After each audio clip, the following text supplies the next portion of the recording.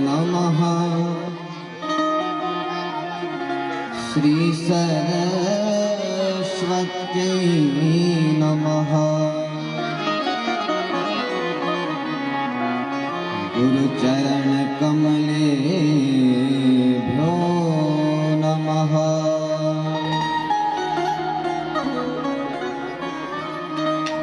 विघ्नेश्वराय वरदाय सुरप्रियाय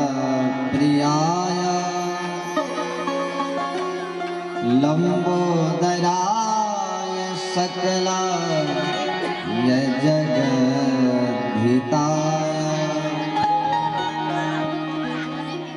नागाननाय श्रुतियज्ञ विभूषिताय गौरीसुताय गणनाय नमो नमस्ते।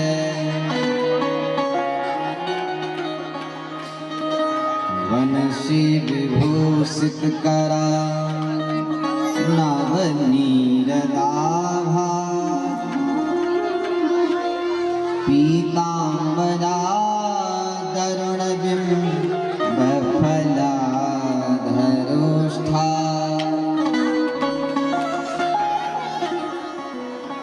पूर्णेन्दु सुंदर मुखा दरविंद नेत्रा कृष्णात् परं किमपि त्वमहं न जाने। जय जय श्री राधारमण जय जय नवल किशोर जय गोपी चित चोर प्रभु जय जय माखन चोर। वृंदावन सुवन नहीं नंदगाम सुगाम वनसीवट सुवट नहीं राम कृष्ण सोना। राधा राधा रटत ही सब बाधा मिट जाए कोटि जन्म ज्ञापदा श्री राधा नाम मिटाए। व्यास जी के पद कमल बारंबार मना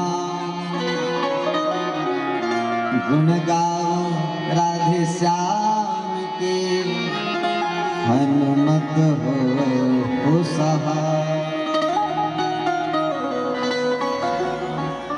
आए हनुमंत विराजिए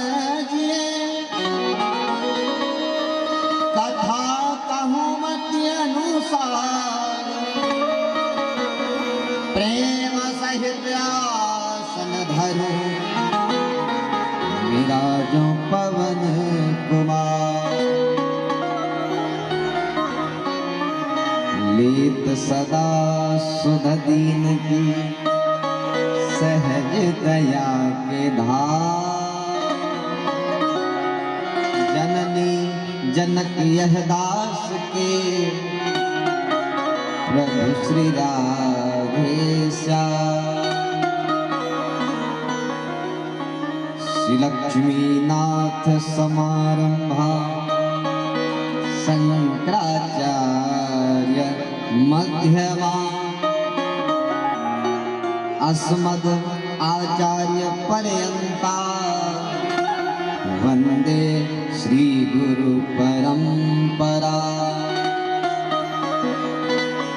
बोली श्री वृंदावन बिहारी लाल की हनुमान जी महाराज की भागवत महापुराण की उमा महेश्वर भगवान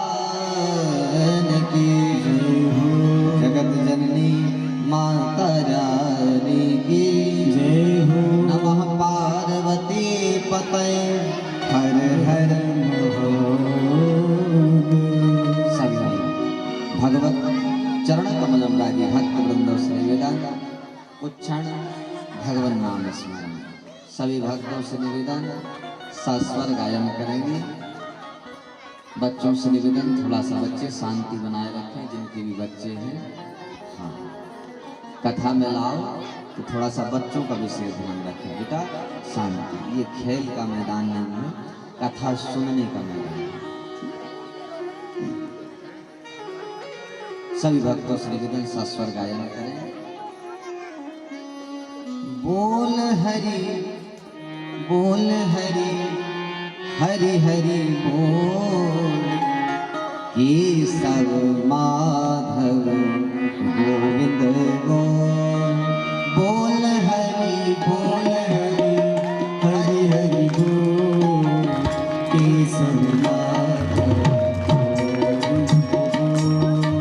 बोल हरि हरि हरि बोल, केशव माधव गोविंद बोल। ऐसे नहीं, ताल भाव के साथ केशव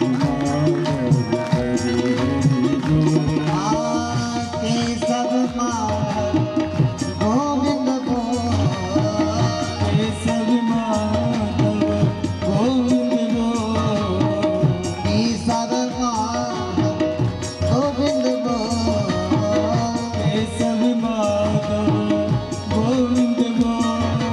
बोल हरि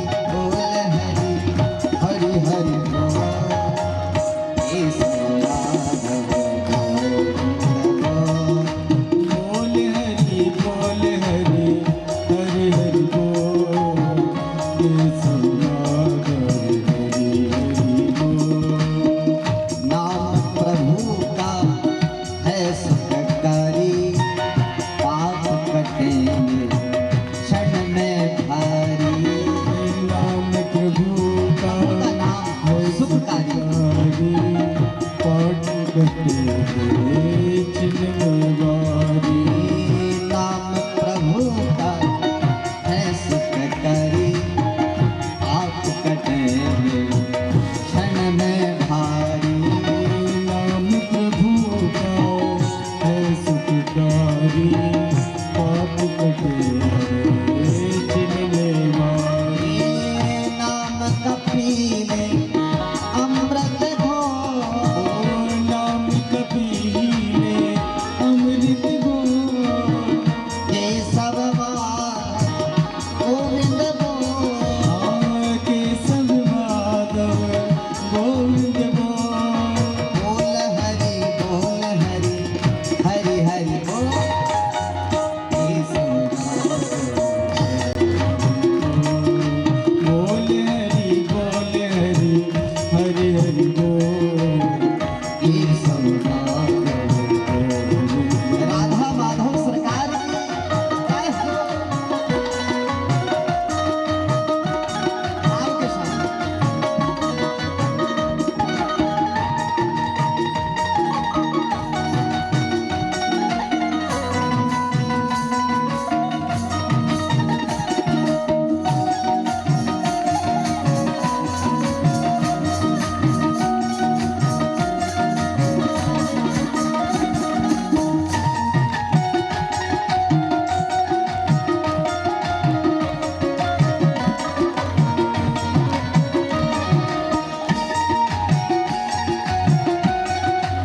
प्यारे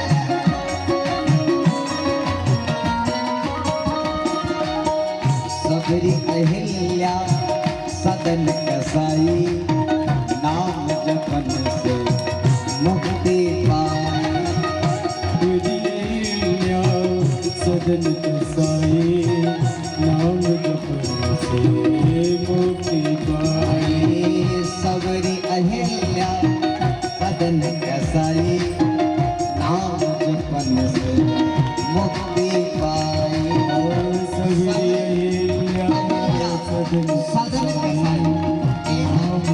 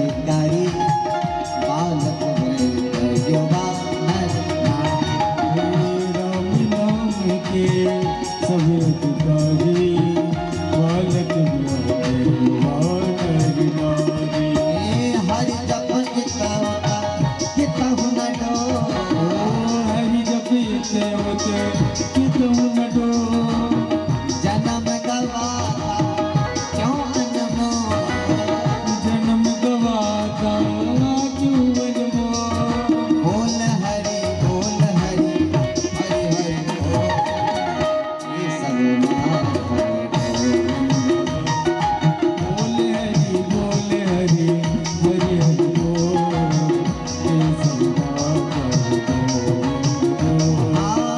के सब माँ गोविंद बोल ये सब माधव गोविंद बोल के सब माँ गोविंद बोल हम के सब माधव गोविंद बोल बोल हरि हरि हरि हरि ये सब माधव गोविंद बोल बोल हरि हरि हरि बोल हरि ये सब माधव हरि हरि कृष्णा कृष्णा कृष्णा कृष्णा हरे कृष्णा कृष्णा कृष्णा कृष्णा हरे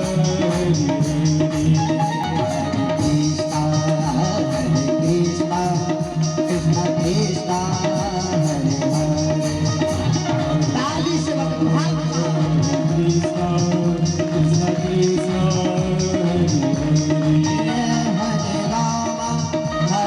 राम हरे राम हरे राम राम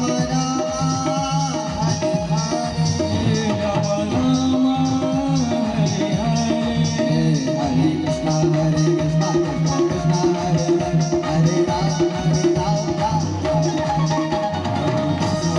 कृष्णा कृष्णा हरे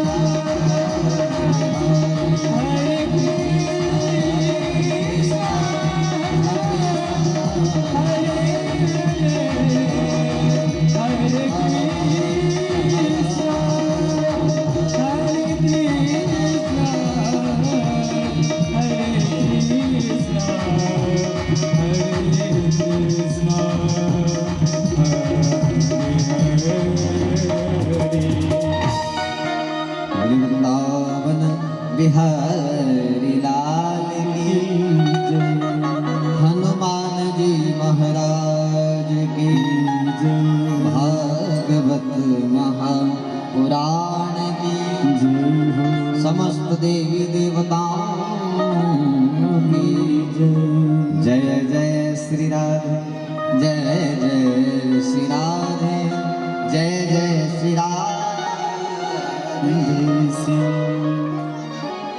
परम मंगल में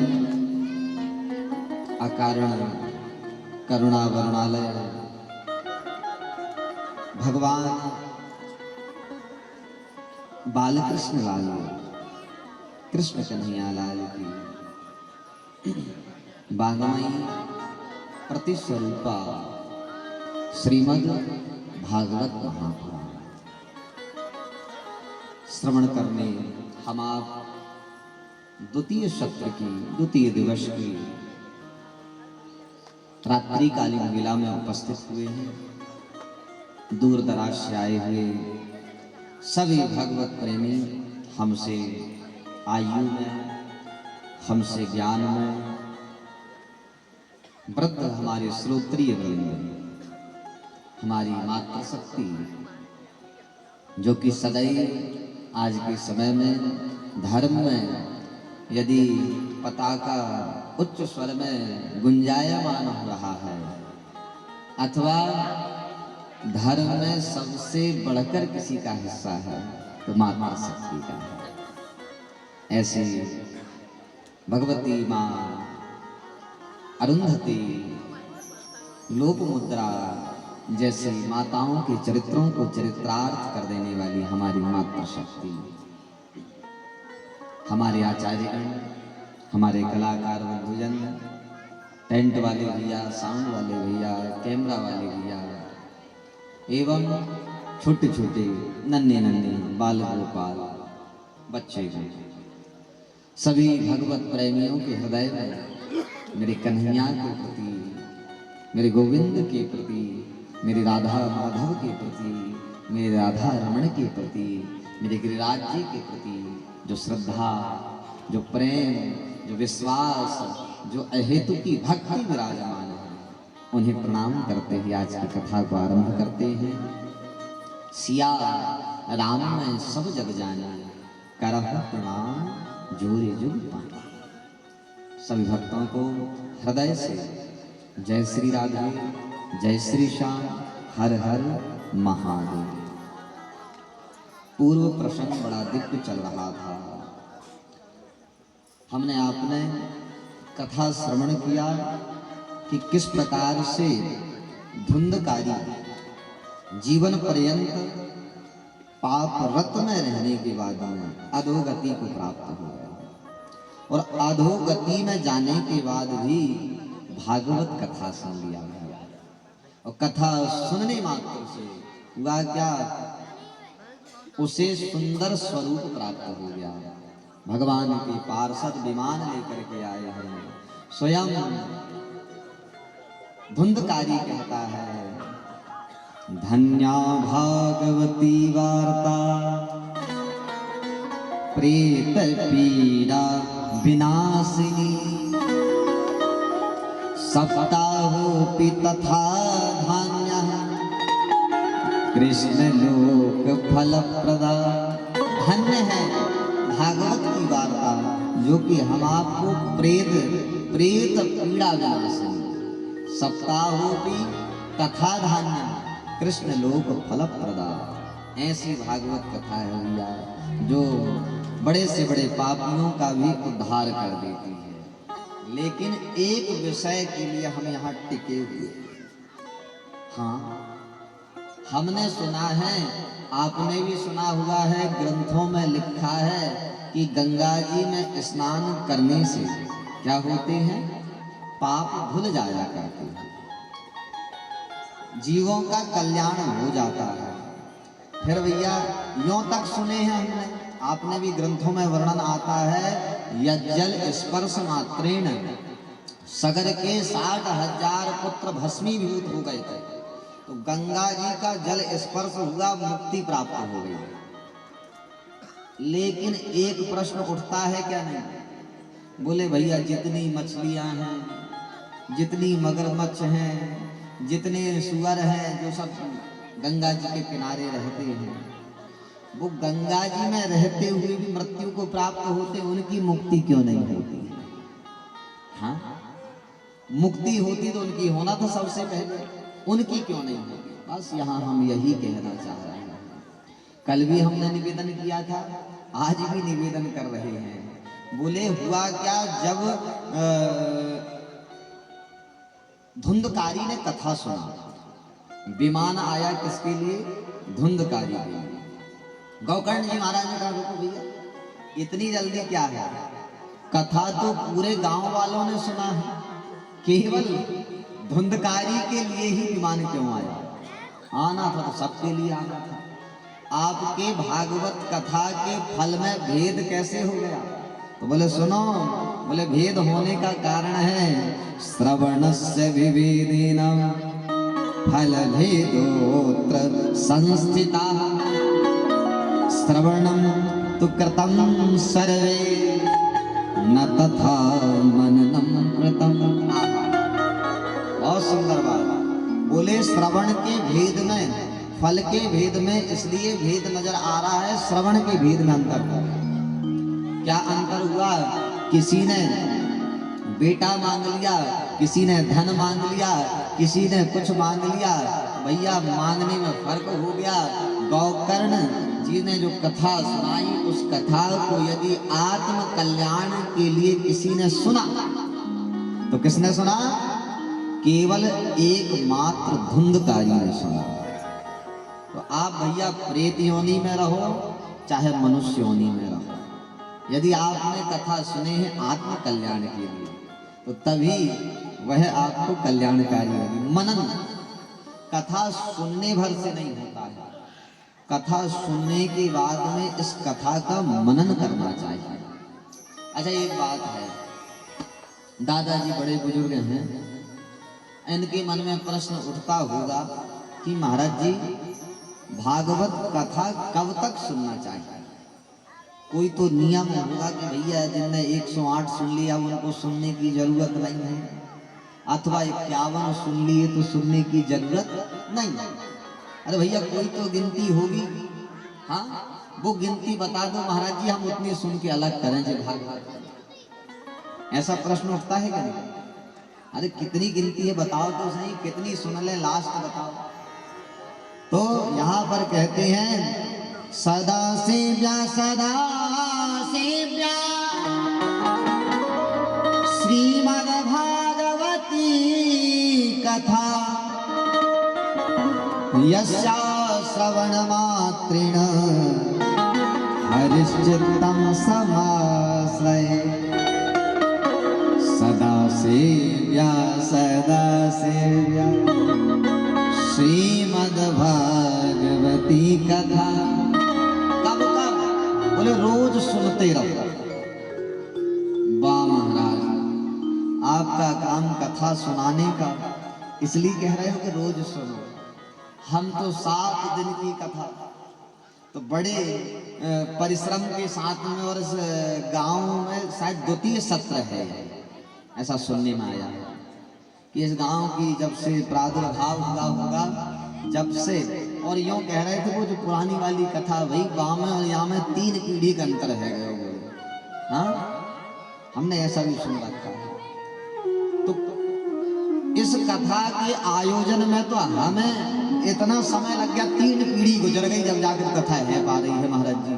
और आप कह रहे हो कि रोज सुनना चाहिए। रोज सुनने का तात्पर्य बताऊं, जैसे कोई व्यक्ति बीमार हो जाए, अस्वस्थ हो जाए तो क्या करता है? डॉक्टर के पास पहुंचता है। डॉक्टर क्या करते हैं? बोले सुनो ये गोली ले जाओ, दवा, इसको खाली पेट लेना है। ये जो पीली वाली है ना, इसे भोजन करने के बाद मध्याह्नकालीन वेला में लेना। हाँ और सुनो ये हरी वाली सोते समय ले ही लेना। डॉक्टर बोलते हैं। अच्छा हम आप क्या करते हैं? हम भी वही नियम से सुबह खाली पेट भोजन के बाद सोते वक्त नियम से गोली खाना चाहिए, दवा। अच्छा दवा कब तक खाते हैं? बोले महाराज जी एक दिन हुआ कैसा, बोले जो दवाई का पर्चा था वो खत्म हो गया, क्या करें? बोले महाराज जी क्या है? हमने मोटरसाइकिल उठाए, सामने वाला व्यक्ति तुरंत पहुंच गया मेडिकल के दुकान में, फिर से गोली ले लिया, चल रही है गोलियां, लेकिन कब तक? प्रश्न का उत्तर ही नहीं मिल पा रहा है। बोले जब तक आपका हमारा रोग ठीक ना हो जाए तब तक ये दवाई ली जाती है। ठीक उसी प्रकार हमें भी कथा ऐसे ही सुनना चाहिए। अभी 7 दिन के लिए चकाचक मेडिकल खुला है। हाँ अपने अपने झोलों में, झोले में जितनी कथा भर सको भर लो, और आप भी नियम बनाओ। क्या? बोले सुबह खाली पेट उठते ही महाराज जी की वो बात तो हमारे हृदय को छू गई साहब। फलानी बात रात में सोते समय बोले वो बात तो हमारे मतलब की ही बात बोले थे, वो बात हमारे ही लिए व्यास जी ने बोले थे। ऐसे उस कथा को सुबह शाम संध्या, सुबह शाम संध्या, सुबह शाम संध्या, उस कथा को सदा सेव्या, सदा सुनते रहना चाहिए। अब आप बोलोगे महाराज जी हम भुलक्कड़ दास हैं, हाँ भाई आज सुनते हैं 2-4 दिन में भूल जाएंगे, फिर यदि हम आपकी कथा भूल जाएं तो क्या करें? बोले टेक्नोलॉजी का जमाना है, आहा तुरंत मोबाइल फोन में सर्च कर लो, हाँ भैया, हमारे गांव में कौन सी कथा हुई थी, अथवा हमारे YouTube चैनल में चले जाना, या मैं कथा डलती रहने, जहाँ कथा हो रही वहीं लाइव चलती रहने, बा मैं निकाल लो, फिर कथा इकट्ठी कर लो और फिर कहा करो सदा सेव्या सदा सेव्या। पर प्रश्न का उत्तर नहीं मिला। कब तक? बोले हमारा आपका एक रोग है। कौन सा रोग? बोले हम आप उस परब्रह्म परमात्मा से बिछड़ चुके हैं। जब तक उनका साक्षात्कार ना हो जाए तब तक के सदा सेव्या श्रीमद् भागवती कथा सदा सदा सदा सुनते रहना चाहिए। इसीलिए तो कहते हैं प्रथम भगति संतन कर संग, प्रथम भगति संतन कर संग, प्रथम भगति संतन कर संग, प्रथम भगति संतन कर संग, दूसरी रतिमा कथा प्रसंग, दूसरी रति मम कथा प्रसंग, प्रथम भगति संतन कर संग, प्रथम भगति संतन कर संग, प्रथम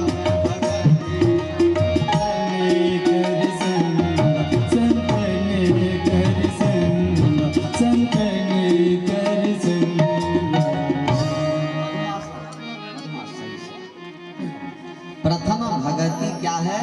संतों का संग। अच्छा, संतों का संग करोगे क्या मिलेगा? बोले कथा ही तो मिलेगी, और कथा मिलेगी तो क्या होगा? आत्म कल्याण हो जाएगा। भैया एक ही बात बता दें आपको, कथा ही है जो समस्त व्यथा से दूर कर सकती है। इसलिए आप हम पर परम भगवती लाडली जी की परम कृपा प्राप्त हुई है। आइए हम श्रीमद् भागवत अवगाहन कर अपने जीवन को उतार।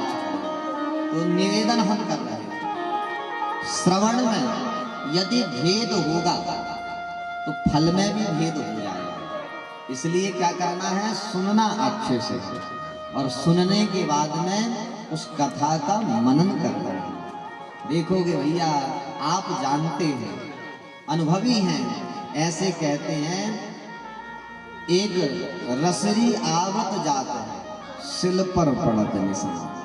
पत्थर पर भी बार बार जब रस्सी आती जाती है तो उस पर भी निशान पड़ जाता है। हम भी बार बार अपने मन को भगवान के चरणों में लगाएंगे, क्यों नहीं लगेगा भैया? लगना पड़ेगा। हाँ, तो बस यही बात का ध्यान रखना है। अब इसके बाद में हमने यहाँ पर 6ठम अध्याय में महात्म्य के इसमें वर्णन आता है कि कैसे भागवत होना चाहिए, कैसे निमंत्रण कार्ड छपना चाहिए, कैसी व्यवस्था से कथा होना चाहिए। ये सारा व्याख्यान 6ठम अध्याय में लिखा हुआ। महात्म्य के क्या लिखा है? श्रीमद्भागवत पीयूषपान रस लंपटा भवन्तस्य तथा शीघ्र मयाता प्रेम तत्परा। कथा होने से पूर्व सबसे पहले मुहूर्त देखना चाहिए। हमें यदि कथा करानी है तो क्या देखना चाहिए? समय। मुहूर्त अच्छा है तो सब कुछ अच्छा है।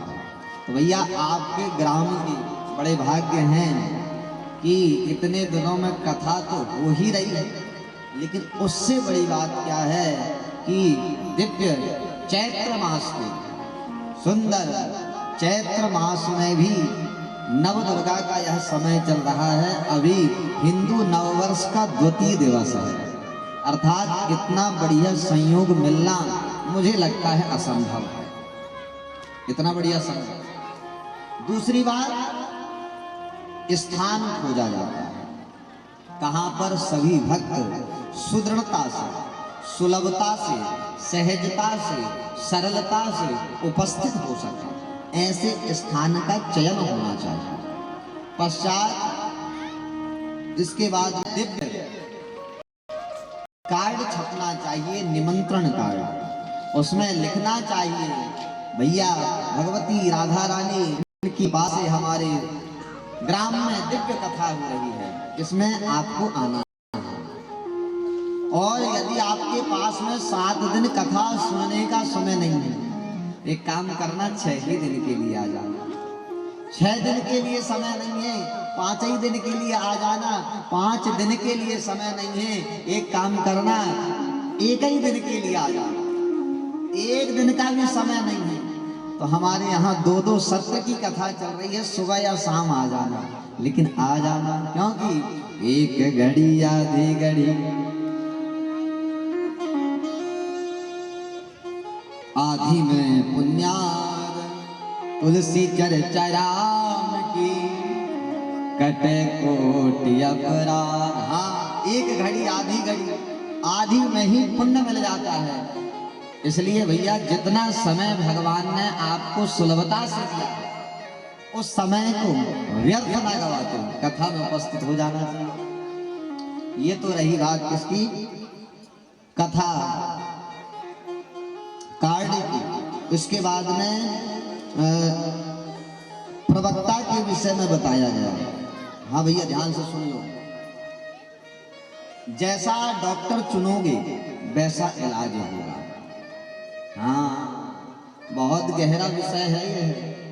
प्रवक्ता चुनना, कथावाचक चुनना सबके बस की बात ना है। हाँ, पता नहीं ठाकुर जी की आपके ऊपर कैसी कृपा है। देखिए भैया, हम व्यासपीठ में बैठे, हम यूँ बिल्कुल नहीं कहेंगे कि हमें ही चयन करो, लेकिन एक बात स्पष्ट कहना चाह रहे हैं, काला चश्मा पहन के बिल्कुल मत बैठा करो, मतलब अंधेरे में मत रहो। प्रवक्ता कैसे होना चाहिए, दृष्टांतो कुशलो धीरो वेद शास्त्र विशुद्धिकृत।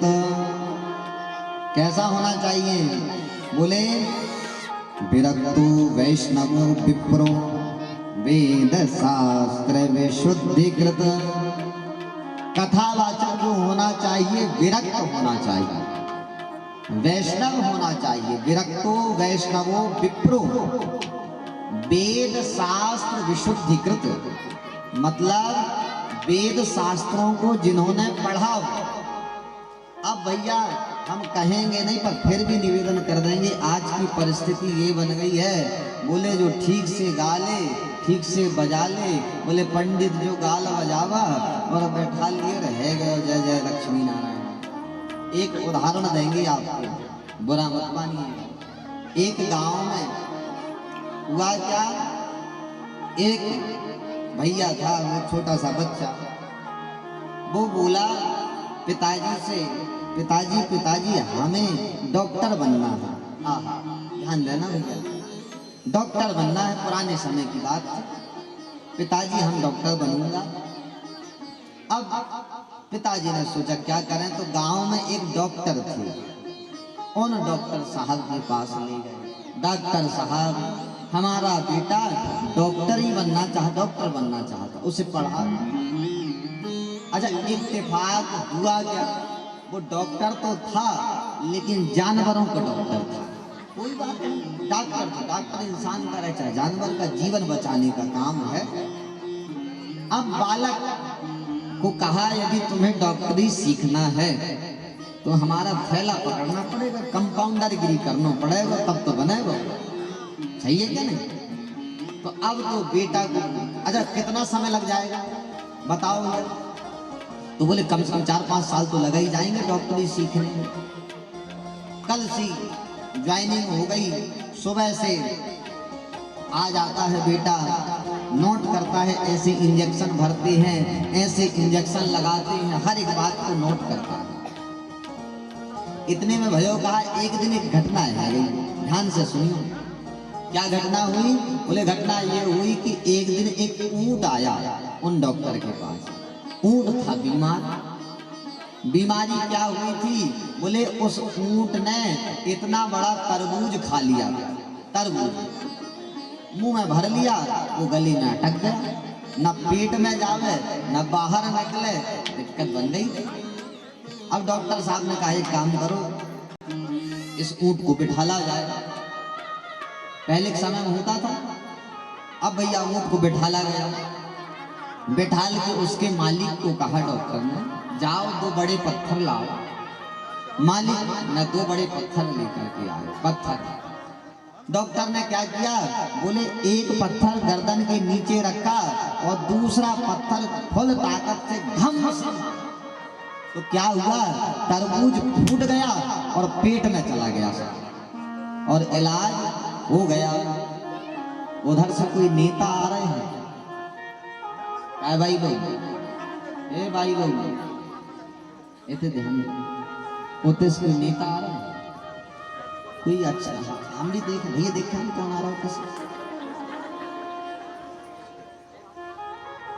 हे सीताराम, लक्ष्मी नारायण भगवान की भैया। कथा लाइन में बैठो तो तारतम्य मिलना चाहिए, ऐसा नहीं कि इधर उधर देख रहे हो, वो दुनिया में जाए, हमें क्या करना, अपने कथा सुनने में आनंद लो।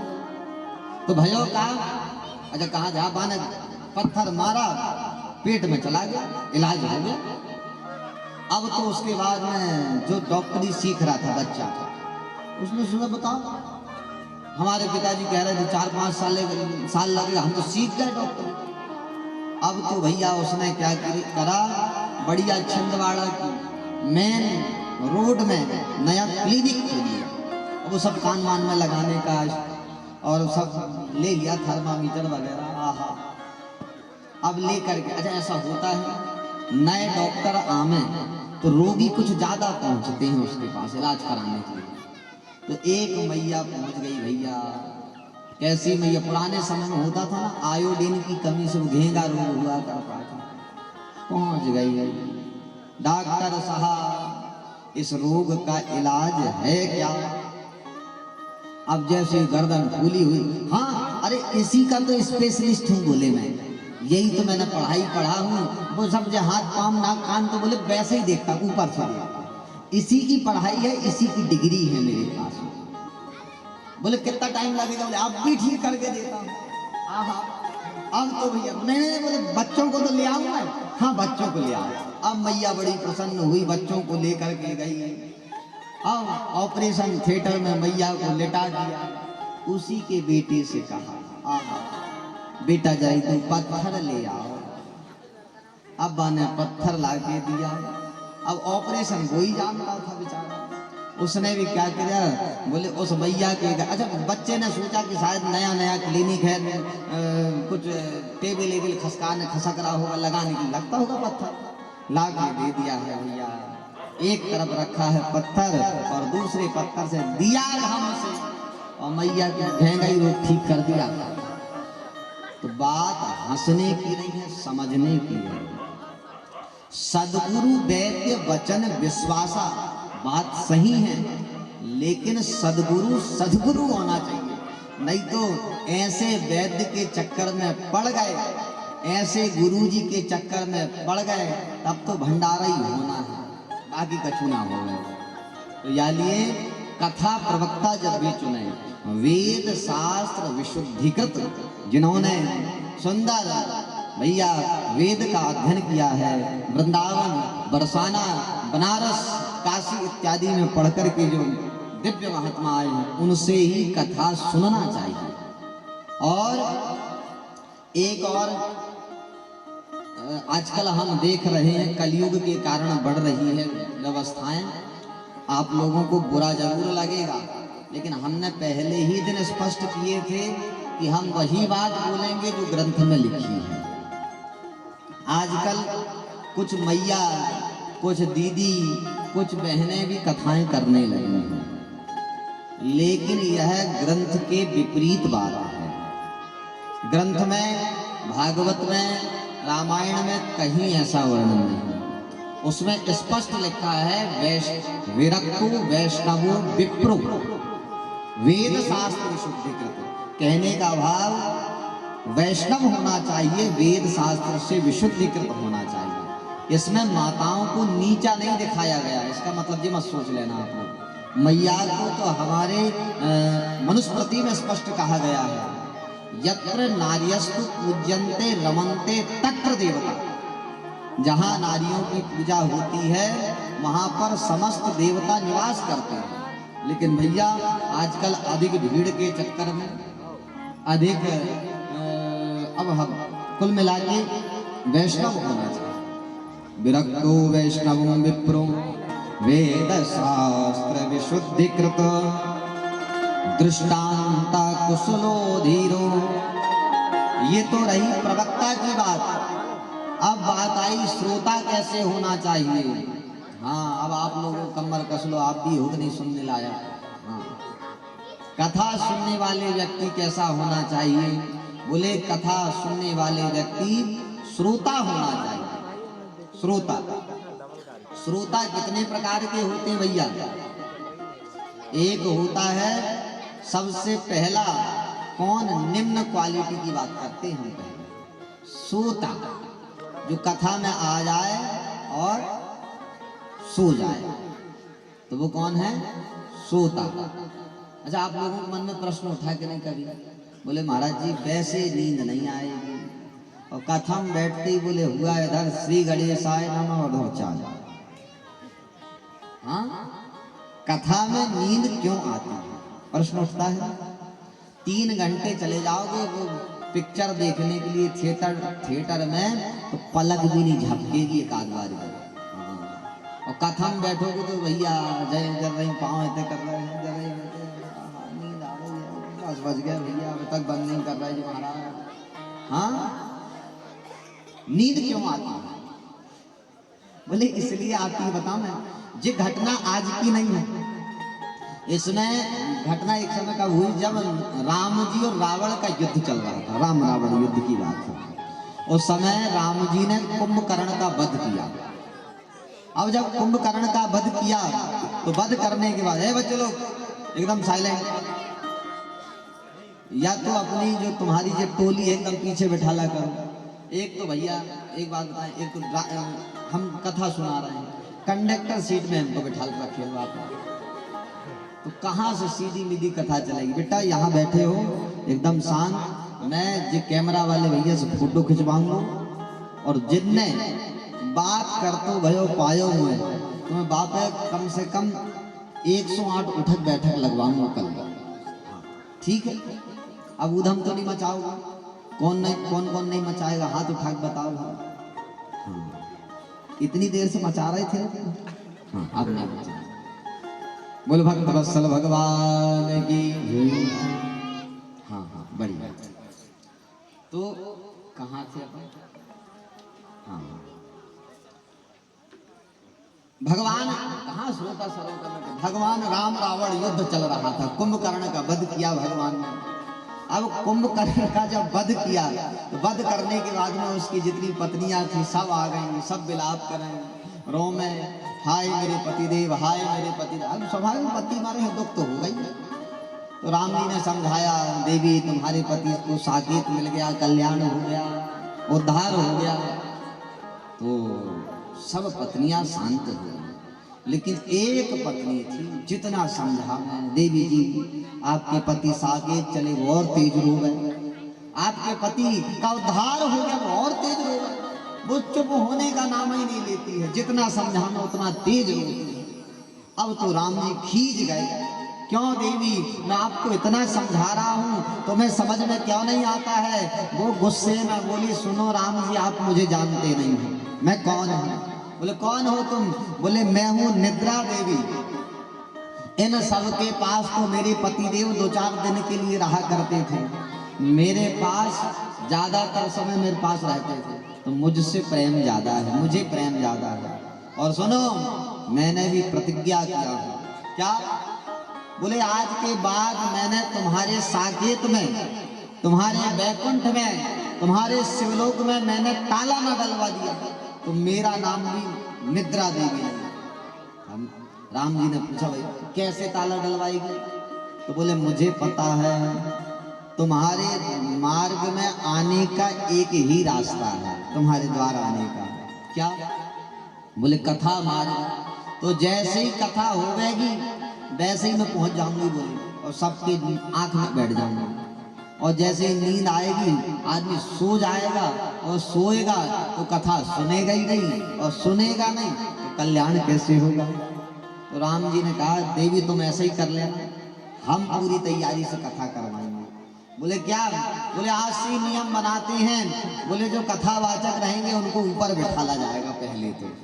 अब भैया सीसीटीवी कैमरा चल रहा है, सत्य बता रहे हैं, झूठ की बात नहीं। हमें पता है कि कौन मजबूरी में बैठा है और कौन वास्तव में बैठा है। हमें बताने की आवश्यकता नहीं, हम कथा सुन रहे नहीं सुन रहे, हमें पता लग जाता है कि कौन 3 घंटे टाइम पास होने का रास्ता देख रहा है, कब 10:30 बजे आरती हो जाए। तो अब जैसे व्यास जी ऊपर बैठ के देखेंगे कि नींद आने लगे, तो उसी समय क्या होगा? बोले वेद व्यास जी जो कथा प्रवक्ता रहेंगे वो जोर से जयकारा लगाएंगे, बोले भक्तवत्सल भगवान की, उमा महेश्वर भगवान की जय हो। नमः पार्वती पते हर हर महादेव। देखो इतने ही में ताजगी आ गई कहीं। हाँ तो बस बोले क्या होगा?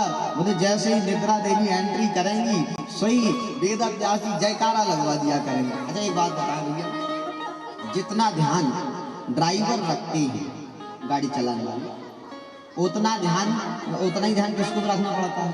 यात्रियों को भी रखना पड़ता है। तो आप लोग भी ध्यान देना कि देखो भाई मैया के पास आ गई निद्रा देवी, फिर भी नहीं मान रही। आप लोग भी ध्यान दो और हम भी ध्यान देते हैं कि वो बाई को आने मत देना। कौन सी वाली? निद्रा देवी के बाहर बैठ के कथा सुनवाई कथक पंडाल के अंदर में नहीं आना, ठीक है? तो जो कथा में आके सो जाए वो सबसे निम्न क्वालिटी के श्रोता। आप लोग नहीं हो, आप लोग सब जागृत लोग हो, टानिक वाले लोग हो, वैसे ही जागृत रहते हो। बोल भक्त वत्सल भगवान। अच्छा दूसरे कौन? दूसरे रहे सरोता। सोता वाले भी फिर भी ठीक है कि आगे सो गए, कम से कम दूसरे को डिस्टर्ब तो नहीं कर रहे। ये और खतरनाक होते हैं। कौन से? बीच वाले सरोता। ये क्या करते हैं? बैठ गए। अच्छा सरौता से सुपारी किसने किसने काटा है? जो काटते हैं उनको पता है। बामा यूं काटो तो एक आवाज आती है, कचर कचर कचर कचर कचर। आए के बैठ गए, काय भाई तुम कब बनाई थी आज? हम इधर कथा चल, वो ने खाने पीने की पड़ी, खा ली हूँ। बोले मेरे बहू ने आज मोटी रोटी बनाना, जला के रही हूँ। अब देख, अच्छा खुद तो सुना ही नहीं, अच्छा दूसरे को तो नहीं सुनने दे रहे। तो जो कथा अब बताओ, वो ऐसे काम के सीजन में कोई कथा लगता है? हाँ कथा लगते अच्छे समय पर रख लेते। अब सबके गेहूं काटन जाने हैं, सबके खेत में गेहूं, ऐसे समय कथा रख लेते। बताओ व्यास भी बुलाए थे तो थोड़ा और चंदा कर लेते, मोटे वाले व्यास को लाते, अच्छे मोटे तगड़े। तो इस लड़का के लिए आए भैया, बताओ। हाँ तो भैया क्या कहने वाले तो खुद तो सुनेंगे नहीं, दूसरे को नहीं सुनने देंगे। अर्थात कहने के भाव कथा में आए कि जो कचर कचर कचर कचर करेगा वो कौन है? सरौता है। अच्छा आप लोग में कोई है क्या? नहीं हो, आप लोग अच्छे लोग हैं। अब तीसरे कौन है? श्रोता। श्रोता कौन? बोले आकर के बैठे और दोनों कानों से बोले बस, बोले एक ही बात, कोई वाक्य, कोई वक्तव्य, कोई शैली, कोई रस, कोई छूट ना जाए।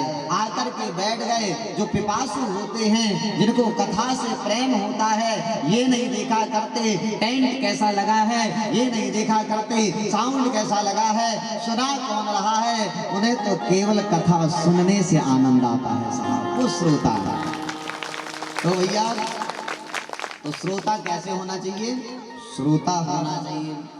हम कहते हैं यदि श्रोता श्रोता है तो वक्ता भी वक्ता है, और यदि श्रोता सोता है तो वक्ता केवल फिर क्या करता है? बकता है। हाँ इसलिए अच्छा एक बात बताओ, और बड़ी बात पूछे हम आपसे, श्रोता बड़े या वक्ता? बताओ आप लोग, श्रोता बड़े या वक्ता हैं? हम बताओ, श्रोता बड़े। अच्छा आप लोग कहाँ बैठे हो जी बताओ? जमीन में बैठे। जमीन में कौन बैठता है? जमींदार लोग जमीन में बैठा करते हैं और चौकी हमारी है। चौकी में कौन बैठता है? हाँ सत्य बात है। हमें आप लोगों ने 7 दिन के लिए चौकीदारी में लगाए हो। कौन सी चौकीदारी में? बोले महाराज जी हमारी बुद्धि, हमारा चित्त, हमारा मन संसार में लग रहा है। इस मन को, इस बुद्धि को, इस चित्त को, इस शरीर को एक काम करो ना, भगवान से लगा दो, हमारा कल्याण हो जाएगा। इसी चौकीदारी में लगाए हो बस। तो बड़ा काम हुआ। बोले आप लोग बड़े हो, लेकिन आप यदि श्रोता श्रोता हो तो वक्ता वक्ता है, और श्रोता जब सोता है तो वक्ता वक्ता है। इसलिए श्रोता कैसे होने? सुनने वाले होना चाहिए। आप लोग भी बढ़िया सुन रहे हो। एक बार जोरदार ताली बजाओ किसके लिए? आप लोगों के लिए। सुन रहे हो इसलिए। हाँ सही बात है। आप लोग बड़े भागी हो। नहीं तो संसार में एक ही लड़ाई होती है, जो मेरी बात ही नहीं सुने के है पति की। पति कहता है पत्नी से महाराज जी सब है जो मेरी बात नहीं सुनती है, जो भैया मेरे नहीं सुने। अच्छे आप लोग कम से कम हमारी सुन तो रहे हैं। बोल भक्त वत्सल भगवान की जय। हाँ तो भैया श्रोता श्रोता होना चाहिए, वक्ता वक्ता। आइए श्रीमद् भागवत के प्रथम स्कंद में प्रवेश करते हैं। प्रथम स्कंद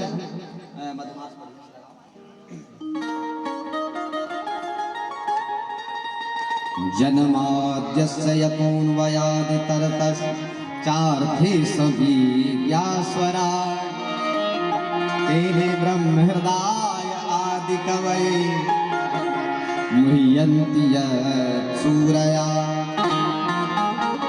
तेजो वारिमृदां यथा विनिमयो यत्र त्रिसर्गो मृषा धाम्ना स्वेन सदा निरस्तकुहकं सत्यं परं धीमहि। भागवत का पहला श्लोक बड़ा दिव्य श्लोक है भैया। इसकी व्याख्या हम अपनी बता दें। हमारी बुद्धि नहीं कि हम इसकी व्याख्या कर सके, फिर भी हमारे गुरुदेव, हमारे आचार्य गणों की जो कृपा हम पर है, उससे यदि हम पूर्णतया अपनी विद्वता नहीं झाड़ रहे हैं, पूर्णतया यदि हम सुनाने बैठे तो 7 दिन इसी जन्माद्यस्य की व्याख्या में कट जाएंगे। इतना बड़ा दिव्य श्लोक है। मुख्य बातों को आपके सामने परोस करके हम आगे चलते हैं। जन्माद्यस्य अर्थात अद्यस्य जन्मादि विकार रहितस्य यतः यत्र वासुदेवत्र हे जन्मे। जिन्होंने वसुदेव के घर में जन्म लेकर के, अर्थात मथुरा में जिन्होंने जन्म लिया और जन्म लेते ही अन्वयाद तरतः अनुपश्चात आयात आगच्छत। जन्म लेते ही कहाँ चले गए? गोकुल चले गए। और बड़ी बात क्या है? स्वराट इतने बड़े हैं कि संपूर्ण संसार इनके गर्भ में स्थापित है। और जब ये लीला करते हैं तो ब्रह्मा जी भी इनकी लीला से मोहित होकर के आश्चर्यचकित हो जाते हैं। तेने ब्रह्म हृदय आदि कवये मुह्यन्ति यत्सूरया तेजो वारिमृदां यथा विनिमयो यत्र त्रिसर्गो मृषां धाम्ना स्वेन सदा निरस्तकुहकं सत्यं परम धीमहि। सत्य की वंदना की गई है। भैया एक निवेदन करेंगे। भागवत किनका ग्रंथ है? कन्हैया का ग्रंथ है। तो यहाँ जब प्रथम श्लोक में मंगलाचरण हो रहा है तो यहाँ पर लिखना चाहिए था वेदव्यास जी को कृष्णम परम धीमहि। हाँ सत्यम परम धीमहि क्यों कहा गया? आप अभी परसों के दिन कन्हैया का जन्मोत्सव की कथा सुनेंगे। तो उस समय पर जब भगवान गर्भ में थे, उस समय पर भी देवताओं ने स्तुति किया था, जिसे गर्भ स्तुति कहते हैं। उस समय पर यही गाया था, सत्यव्रतम सत्य परम त्रिसत्यम सत्य सत्यस्य योनिं निहतं च सत्ये सत्यस्य सत्यमृतनेत्र सत्यं सत्यात्मकं त्वां शरणं प्रपन्नं सत्यव्रतं सत्यपरं त्रिसत्यं। क्या कहा गया? सत्य सत्य। सत्य क्यों कहा गया? इसलिए कहा गया भैया सत्य सबको चाहिए। ये ग्रंथ केवल कृष्ण भगवान के भक्तों के लिए नहीं अपितु सबके लिए है। चार चोर चोरी करके बैठते हैं तो कहते हैं भैया ईमानदारी से बंटवारा कर, मतलब उन्हें भी सत्य की आवश्यकता पड़ती। हाँ, इसलिए हम ऐसे कृष्ण भगवान को प्रणाम करते हैं। बोले कृष्ण भगवान की। दूसरा श्लोक बड़ा दिव्य है। इसमें बताया गया है कि श्रीमद् भागवत का विषय क्या है, श्रीमद् भागवत सुनने के पात्र कौन है, और तीसरा सुनने से श्रीमद् भागवत से क्या लाभ है। धर्मः प्रोज्झित कैत्रवोत्र परम निर्मत्सजानां सता वेद्यं वास्तवमत्र वस्तु शिवदं तापत्रयोन्मूलनम्। भैया परम धर्म का श्रीमद् भागवत क्या है? धर्म का निरूपण किया गया है इसमें, परम धर्म का निरूपण। अच्छा श्लोक कितना कठिन है। हाँ, धर्म प्रोजित कैत्रवोत्र परमो निर्मत्सराणां सतां वेद्यो वास्तवमत्र वस्तु शिवदं तापत्रयोन्मूलनम्। श्रीमद्भागवते महामुनि कृते किं वा परेरीश्वरा सद्यो हृदयवरुध्यते त्रिकटभिः सुसुवितक्षणात्। कितना कठिन है, लेकिन इसी बात को मानस में तुलसीदास जी लिख रहे हैं बड़ी सरलता से। परम धर्म क्या है?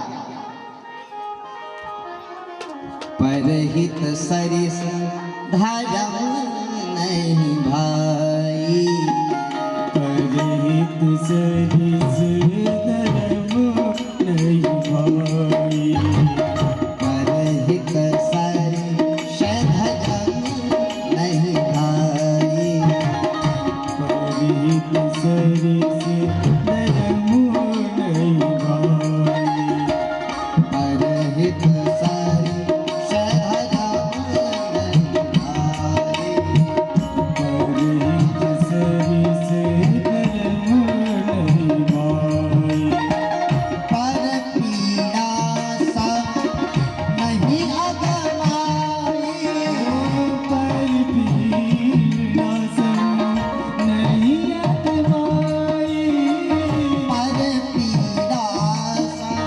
नहीं अगमाई, पर पीड़ा सब नहीं अगमाई, परहित सरिस धर्म नहीं भाई, परहित सरिस धर्म नहीं भाई, धर्म न दोषर सत्य समाना, धर्म न दूसर सत्य समाया, धर्म न दोषर सत्य समाना, धर्म न दूसर सत्य समाया, आगम निगम मैं पूजा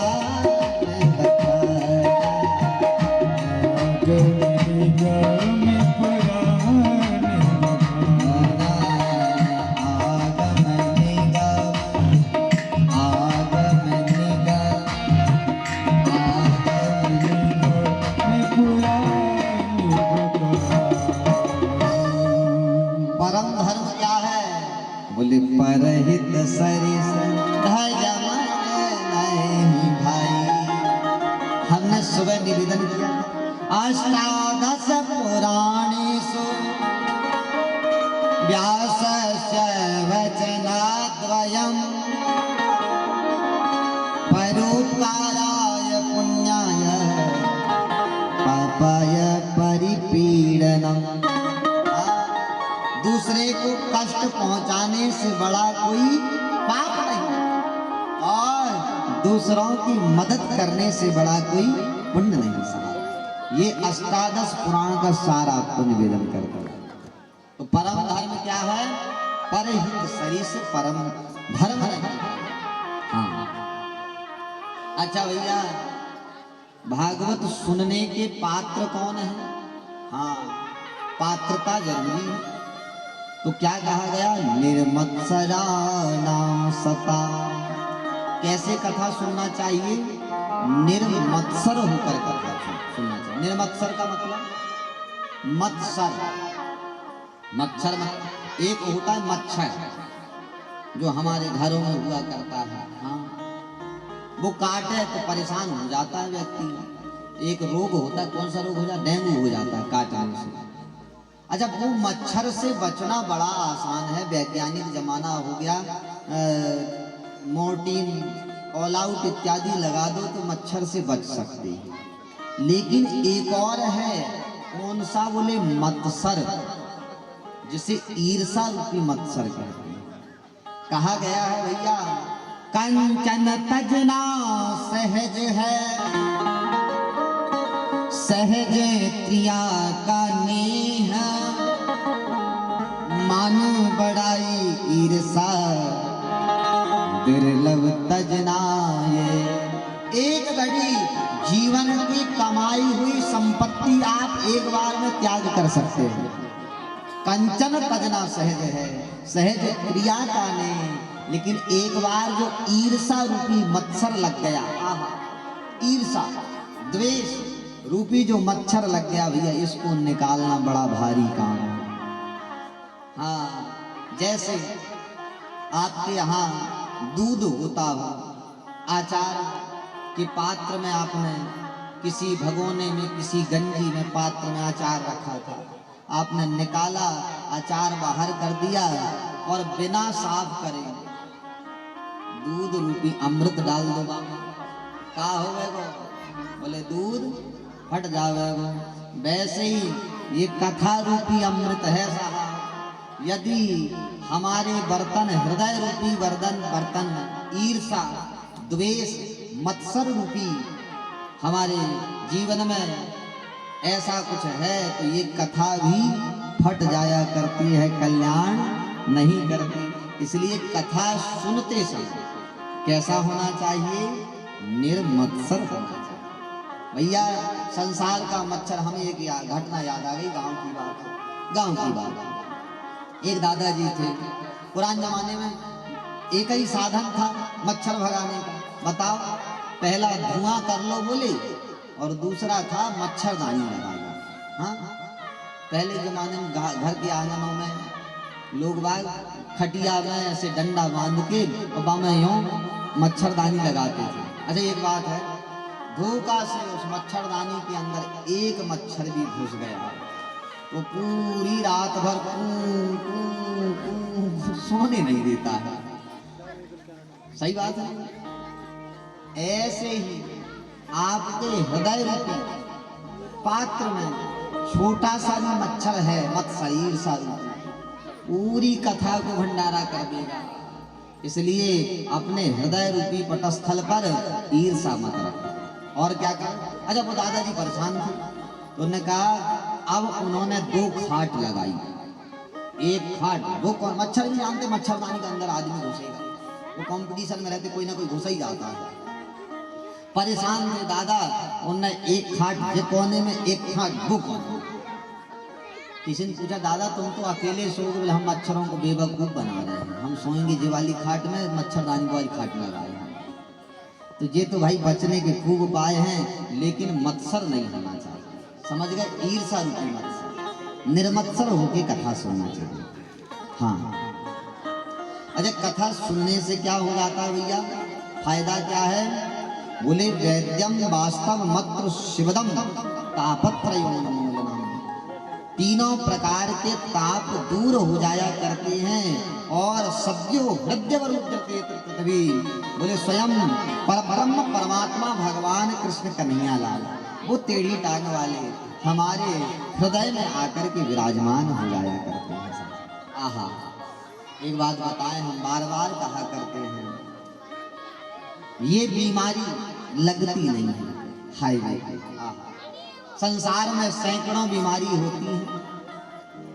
ग्रह बिगड़ जाएं तो महाराज जी बड़े बड़े आचार्यों को बिठा लो, माला सटवा लो, बढ़िया चकाचक बीज मंत्र का जाप करवा लो, ग्रह शांत हो जाता है। इनसे ऊपर भी एक ग्रह है, 10वां ग्रह, जिसका नाम है कृष्ण ग्रह ग्रहीतात्म। ये ग्रह किसी को लग गया तो छूटता नहीं है साहब। तो भैया भगवान हमारे हृदय में आकर के विराजमान अवरुद्ध हो जाते हैं। भागवत कैसा है? तृतीय श्लोक में कहा गया, निगम कल्प तरोर गलितम फलम सुखम खाद मृतद्रव संयुतम पिबत भागवतम रसमालयम मुहुरहो रसिका भुवि भावुका। अब बड़ी बात ध्यान से सुनने वाली बात है। क्या? कथा सुनने के लिए 2 ही लोगों को बुलाया गया। कौन भैया? 2 ही लोगों को बुलाया गया, रसिक और भावुक को। 2 ही व्यक्ति को निमंत्रण, जिसको जो रसिक हो, जो भावुक हो, जो पिपासु हो, उसे ही कथा सुनाना चाहिए। क्योंकि भैया जो मनुष्य तन है हमको बड़े भाग्य से मिला है, और हम आपको चाहिए इस मनुष्य तन को व्यर्थ न गवाते हुए कथा में लगाना चाहिए। बड़े भाग्य से ये मनुज तन मिला है, बड़े भाग्य से मिला है।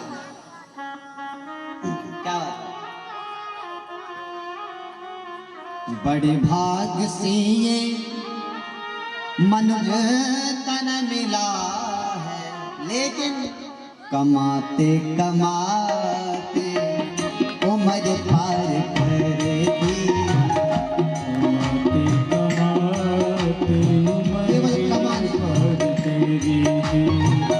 बड़े भाग्य से ये मनुज तन मिला है, बड़े भाग्य से ये मनुज तन मिला है।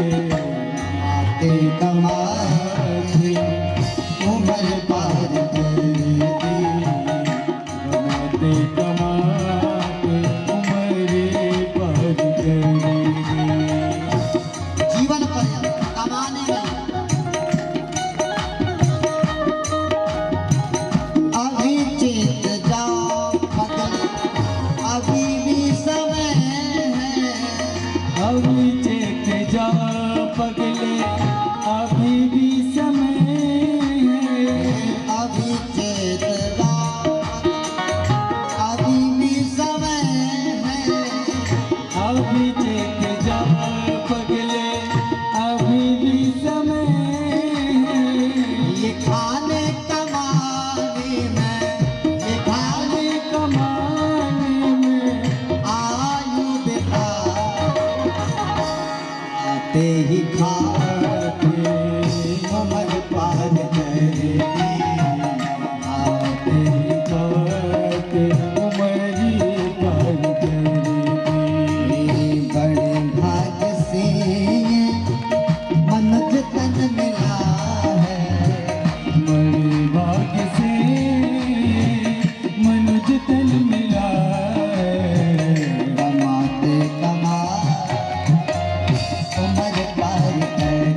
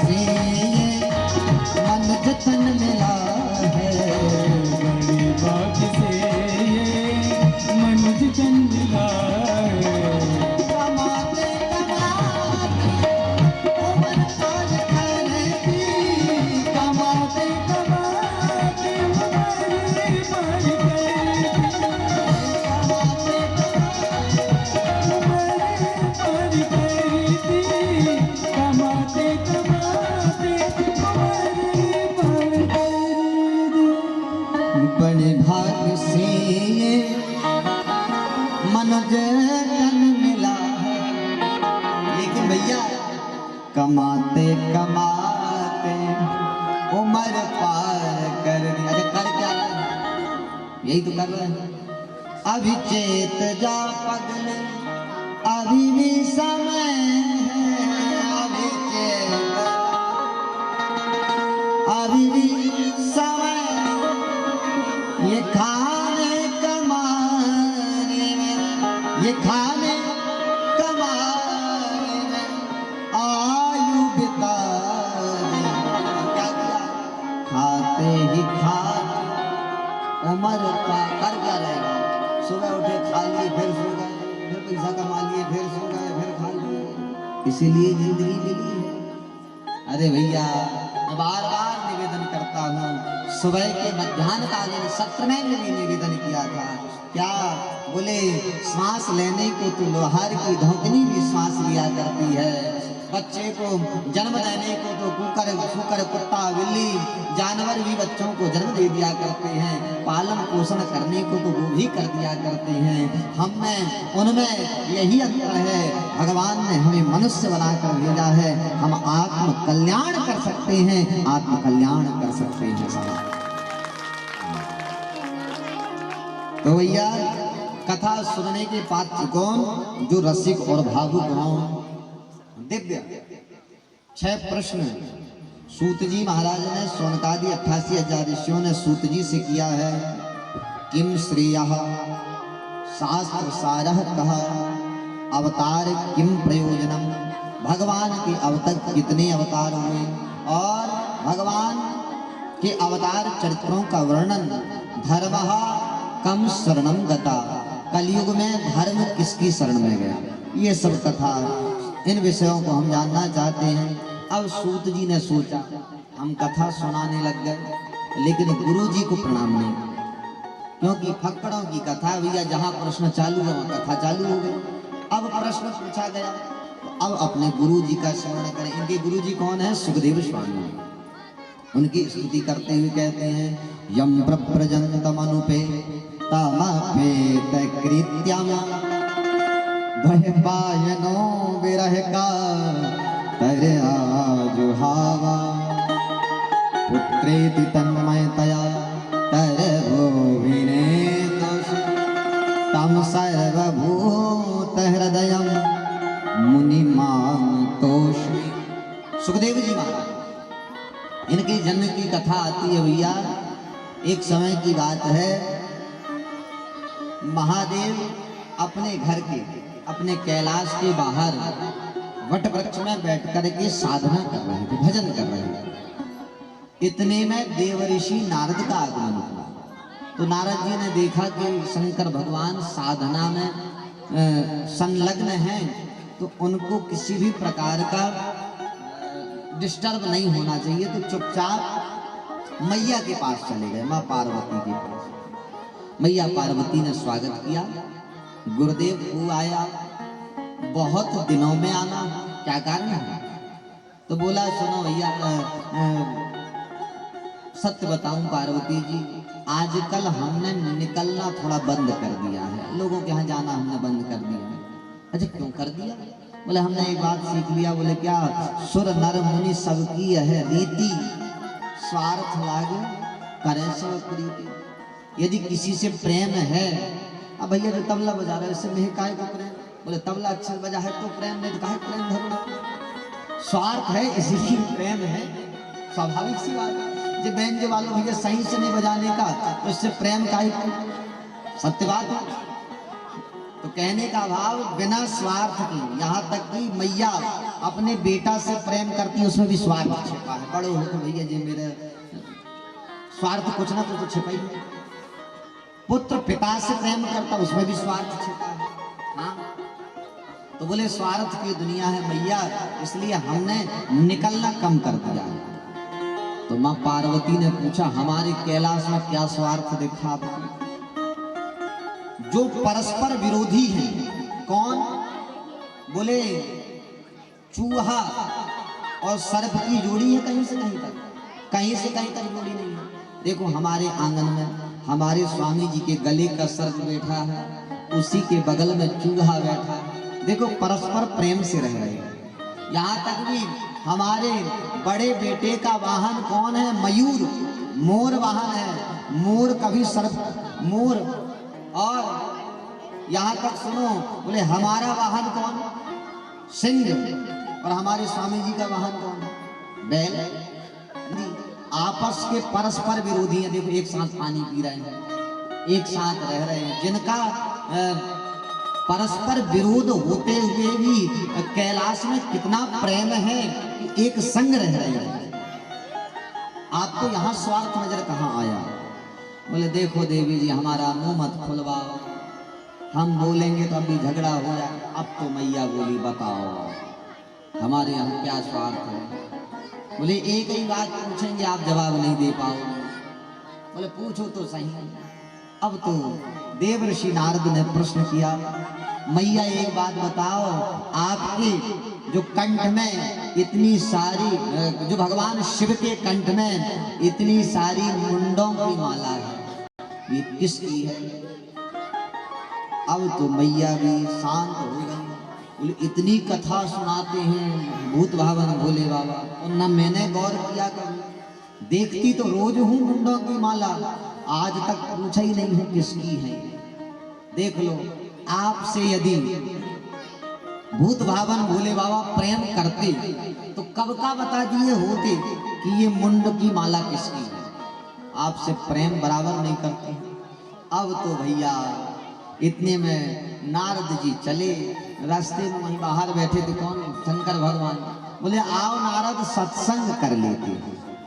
नारद जी ने कहा हमें अब सत्संग की इच्छा नहीं, हमने तो कर लिए, अब तो आप जाओ अंदर, आपका सत्संग होएगा। अब पहुंचे अंदर भगवान से। बोले हमें आपसे बात नहीं करना है। क्यों? आप स्वार्थी हैं, आप मुझसे निश्चल प्रेम नहीं करते हैं, आपके अंदर छल है। क्या छल है बताओ तो सही। नारद के विषय में कुछ नहीं बोलना। जैसे नारद जैसे पारदर्शी गुरु ना हो तो आपके विषय में पता कैसे चलता? अरे बताओ तो देवी, बात क्या है? अच्छा जी बताओ, जो मुंडों की माला किसकी है?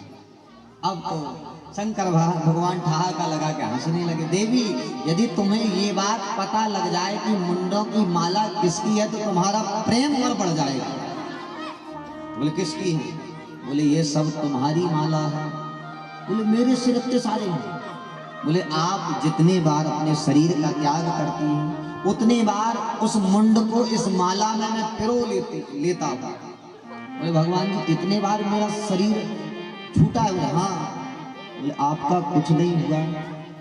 बोले हमने अमर कथा सुन रखी है, अब तो पक्की बात हो गई। नारद जी सही कह रहे थे, आपने अकेले अकेले अमर कथा सुन ली है, हमको नहीं सुनाए हो, इसलिए हम बार बार शरीर को त्याग कर, आप स्वार्थी हो ही। अब तो भैया ग्रह कलेश जिनके घर में होता वही जाने। यदि देवी जी बोल रहे कि होना मतलब होना, सुप्रीम कोर्ट का ऑर्डर फेल हो सकता है लेकिन देवी जी का ऑर्डर फेल नहीं हो सकता। क्या भैया बात सही है ना? हाँ।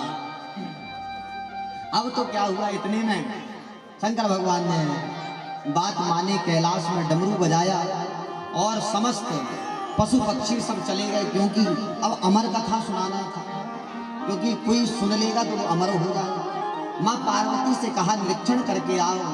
इन्होंने देखा एक अधगला अंडा था, सुख का अर्थात एक तोते का निष्प्राण अधगला। तो सोचा ये क्या कथा सुनेगा, जाकर के बैठ गए। स्वामी जी सब चले गए। शंकर भगवान ने कहा देवी मैं नेत्र बंद करके कथा सुनाता हूँ। जैसे हम नेत्र खोल के तो सुनाते हैं, लेकिन यदि आप सुनोगे नहीं, हमें पता लग जाता है सुन रहे हो, सुनोगे नहीं तो हम कथा नहीं सुना पाएंगे। ऐसे कन्हैया भगवान शिव कहते हैं कि हमें पता चलना चाहिए कि तुम कथा सुन रही हो। पता कैसे चलेगा? हूँ करते रहना, हुंकारा भरते रहना। नेत्र बंद करके कथा सुना रही थी। इतने में क्या हुआ, निद्रा देवी का आगमन हो गया। कथा के प्रभाव से वो जो सुख सावक था, अधगला अंडा पूर्ण चैतन्य हो गया। उस अंडे से बाहर निकल करके तोता माँ पार्वती के बगल में बैठ गया और कथा सुनने लग गया। प्रभाव क्या हुआ, निद्रा देवी के कारण पार्वती जी सो गई। अब उसने सोचा कि यदि हुंकारा नहीं भरा गया तो कथा यही बंद हो जाएगी, तो तोता हुंकारा भरने लग गया, हूँ। अब तो जैसे ही कथा पूरी हुई भगवान ने जयकारा लगाया, बोले उमा महेश्वर भगवान की, भक्त वत्सल भगवान की। मैया ने नेत्र, हाँ फिर भोले बाबा क्या हुआ? देवी आप कथा नहीं सुन रही थी? ठाकुर जी क्षमा करिएगा भोले बाबा, नींद लग गई थी, मैं नहीं सुन पाई। फिर कथा कौन सुन रहा था? चारों तरफ देखा, इतने में जो सुख सावक था वो डर के मारे उड़ा और उड़ करके जाने लग गया। उसी समय भगवान शिव ने अपना त्रिशूल उठा लिया, बिना आज्ञा के इसने अमर कथा सुना है, आज इसे मृत्यु दंड दिए देता हूँ। अब तो भैया सुख सावक अर्थात तोता आगे आगे, शंकर भगवान पीछे पीछे। तोता उड़ता उड़ता सीधा व्यास गुफा में पहुंचा। व्यास जी के यहाँ, क्योंकि इतनी अमर कथा सुन लिया था, परम चैतन्य था, परम शक्तिवान था, इसने गया और व्यास जी की जो पत्नी है उनके गर्भ में जाके बैठ गया। अब तो शंकर जी रथ से पहुंचे, द्वार में वेद व्यास जी थे। उन्होंने देखा शंकर जी गुस्सा जा रहे हैं। अरे भोले बाबा कहाँ जा रहे हैं, निकल बैठो। बोले एक तोता है, उसने अमर कथा सुन लिया, उसे मारना। अब व्यास जी ने देखा ही था, थोड़ी देर पहले पहुंचा है। तो वेद व्यास जी ने हाथ जोड़ करके कहा, क्या कहा?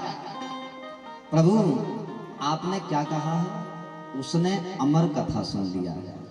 मैं मानता हूं आप में बल है, आप उसे मार सकते हैं, कम से कम अमर कथा की तो सुरक्षा करिए। जब उसने अमर ही कथा सुन ली, उसे अमर है जाने दो। भगवान की इच्छा से हुआ। भगवान तो उसी प्रेम से मुस्कुराते हुए भगवान भूत बाबा भोले बाबा बाहर आए। अब तो सुखदेव जी महाराज, जो सुख सावक था पक्षी, वेद व्यास जी पहुंचे, भैया बाहर निकल जा। बोले नहीं आऊंगा बाहर। अच्छा क्यों नहीं आओगे? बोले भगवान की माया घोषित कर लेगी, जब तक के भगवान आकर के वचन नहीं देंगे तब तक मैं बाहर नहीं आऊंगा। सुखदेव जी महाराज 11 वर्ष तक वेद व्यास जी की जो पत्नी है उनके गर्भ में रहेगा। भगवान जी ने बुलाया, मान जा भैया निकल जा। तब भगवान कन्हैया ने आके आश्वासन दिए कि मैं, मेरी माया तुम्हें प्रभावित नहीं करेंगे। तब सुखदेव जी महाराज का आगमन हुआ। बोले सुखदेव जी महाराज की। और इन्हीं सुखदेव जी आगे चल करके राजा परीक्षित को कथा सुनाया है। कहने का भाव, भगवान शिव के काम हमारे बीच में भागवत कथा आई है। और एक बात बताया भैया, बिना शिव की कृपा से, भगवान भूत भावन भोले बाबा की कृपा के बिना भगवान की, कन्हैया की कथा नहीं मिल सकती। क्योंकि भक्त लोग गाते हैं शंकर जी के, क्या? भोले तुम्हारे प्यार ने क्या जीना सिखा दिया। अच्छा किसको किसको भोले बाबा के प्यार ने जीना सिखाया? हाथ उठाकर बताइए। चलिए गुनगुनाते हैं, क्या? भोले तुम्हारे प्यार ने जीना सिखा दिया। भोले तुम्हारे प्यार ने जीना सिखा दिया। तुम्हारे प्यार ने जीना सिखा दिया। भोले तुम्हारे प्यार ने जीना सिखा दिया। ओ भोले तुम्हारे प्यार ने जीना सिखा दिया। भोले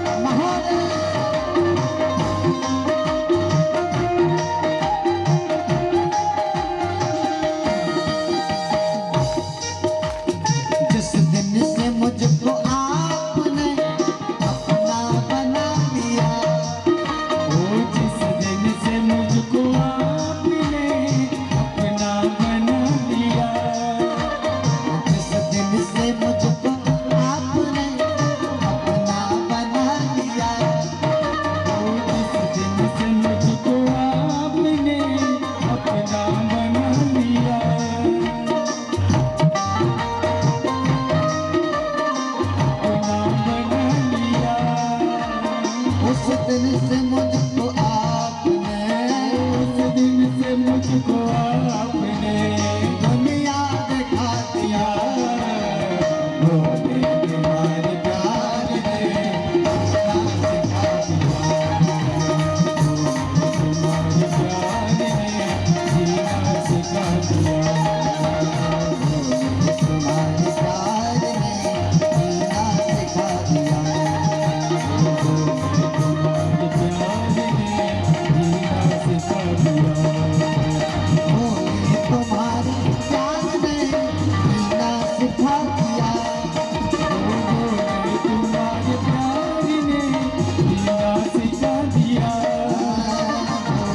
तुम्हारे प्यार ने जीना सिखा दिया। भोले तुम्हारे प्यार ने जीना सिखा दिया। भोले तुम्हारे प्यार ने जीना सिखा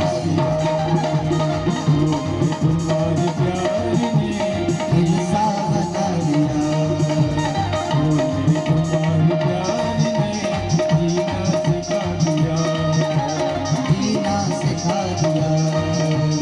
जीना सिखा दिया। जीना सिखा भोले तुम्हारे प्यार ने जीना सिखा दिया। तो भैया महादेव की कृपा से ही भागवत जी सुनने को मिलती है। बोली उमा महेश्वर भगवान की दिव्य। अब तो भैया दिव्य श्रीमद् भागवत के गुरुदेव की वंदना करने के बाद में अब 6 प्रश्नों का उत्तर दिया गया। 6 प्रश्न कौन से? किम श्रेयः, जीवन का कल्याण, हम किस लिए हमारा जन्म हुआ है। भैया हमारा जन्म क्यों हुआ, सबसे पहले तो ये समझ लें। हमारा जन्म इतनी देर के लिए नहीं हुआ है कि भोजन किए और सो जाओ पैसा कमा लो, बस इतने के लिए नहीं हुआ है। किस लिए हुआ है? अपना कल्याण करने के लिए हुआ है। भगवत प्राप्ति ही परम साधन होना चाहिए। हाँ भैया, इसलिए भगवत प्राप्ति के 2 मार्ग बताए गए, एक ज्ञान मार्ग, एक भक्ति मार्ग। यदि आप ज्ञान मार्ग से पकड़ते हैं तो अपनी ज्ञान की प्रबलता से भगवान को पकड़ना होगा। भक्ति मार्ग में कुछ करने की जरूरत नहीं, समर्पित हो जाओ। ठाकुर जी हम जैसे हैं, हम आपके हैं, अच्छे हैं बुरे हैं जैसे भी हैं, हम आपके हैं और आप हमारे हैं। फिर तो लाडलू जी कृपा करती ही करती हैं साहब। निवेदन इतना ही है, एक विशेष निवेदन, मेरी प्रियतमा लाडलू जी के सामने पड़े रहो। कभी ना कभी यदि नाथ का नाम दयानिधि है तो दया भी करेंगे कभी ना कभी साहब। कभी तो दृष्टि पड़ेगी और जिस दिन दृष्टि पड़ गई उस दिन कल्याण होकर रहेगा, कल्याण होकर रहेगा। बोले भक्त वत्सल भगवान की। आज की कथा को ये हृदयंगम करते हुए सबसे निवेदन, कथा का मध्याह्नकालीन जो समय है 2 बजे कथा सत्र आरंभ हो जाता है, तो आप लोग कथा समय पर उपस्थित हो जाएं। और रात्रिकालीन वेला है का समय है 8:30 से 10:30, तो आप लोग सभी कथा में बढ़िया दिव्य उपस्थित हों और भगवान की कथा श्रवण कर अपने जीवन को कृतार्थ करें, उन लाभ अर्जित करें। सभी भक्तों से निवेदन, आरती के लिए अपने स्थान पर खड़े हो जाएं। हमारे आचार्य गणों से निवेदन है, आरती प्रज्वलित करें। हरि ओम। ज्वाला मालिनी नमः, रत्नेश्वरी नमः। चंद्रमा मनसो जात चक्षुः सूर्यो जायत, श्रोत्रात् वायुश्च प्राण संखार अग्निरजायत। श्री राधे।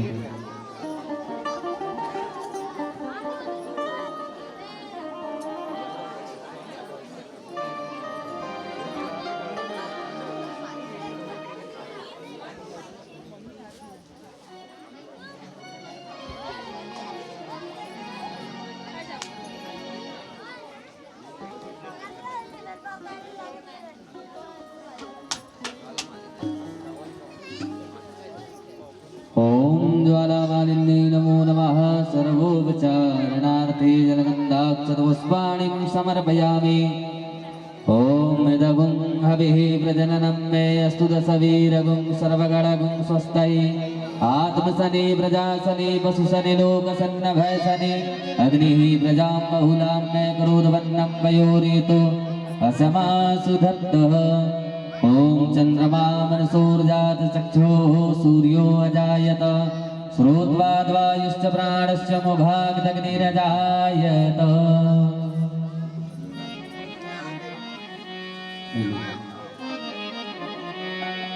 बोले भागवत भगवान की जय।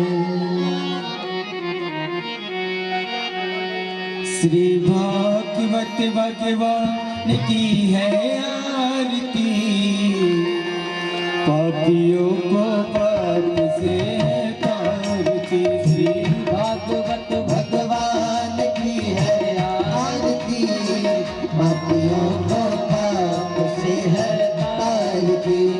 अमर ग्रंथ मोती पंथ पंचम वेद निराला, नव ज्योति जगाने वाला। पंचम वेद निराला, नव ज्योति जगाने वाला। हो हरि नाम यही हरि ज्ञान यही, हरि नाम यही हरि ध्यान यही, जग के मंगल की आरती। पापियों को पाप से है तारती। से भागवत भगवान की है आरती, पापियों को पाप से है तारती।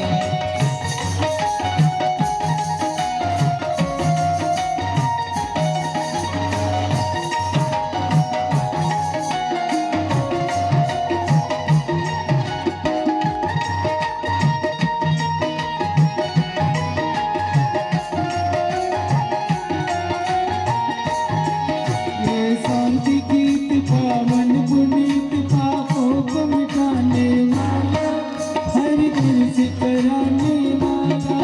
यह संगीत पावन पुनीत, पापों को मिटाने वाला, हरि दर्श कराने वाला।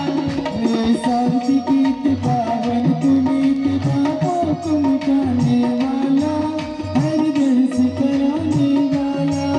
ये शांति गीत पावन पुनीत, पापों को मिटाने वाला, हरि दर्श कराने वाला।